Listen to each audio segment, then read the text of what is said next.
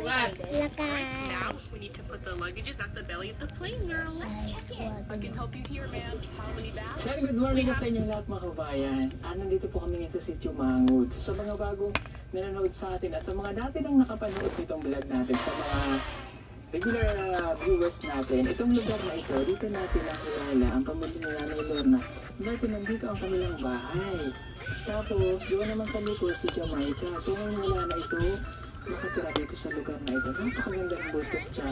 At ngayon, kaya kami nandito para bisitahin natin ang isa sa mga natulungan din natin. Walang iba kundi si Amang. At ito po ang kanilang bahay. Ayan. So, sa mga bagong viewers natin, regular viewers, at bagong subscriber, no? Dahil tayo ay mahigit 3 million na. Maraming salamat ulit. Dami guys. Ito yung bahay Ano na kayo? isa sa mga Pansit bahay na na ubos ko. ipagawa ng Bukumbero team ay yung mga smart house na katulad po nito. Ayan. At syempre, magpapasalamat tayo sa lahat ng mga sponsor na tumulong. Ito pong smart house na ito ay ipinagawa, no? Pinagawa natin sa tulong po yan. May kasunod. Mga tanim na Guys, tanglad. ito na, gugug Wow, tayo. ito po yung smart house. Alika, pasok na tayo. Oh, at ang mga gatong nasa ilalim. Pakalinis ni Amang. Yung solar, nakabilad. Okay.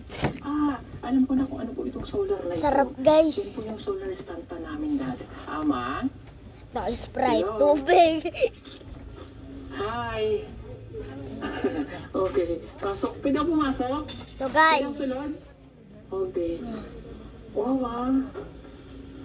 Okay. Ito po yung smart house. Yummy.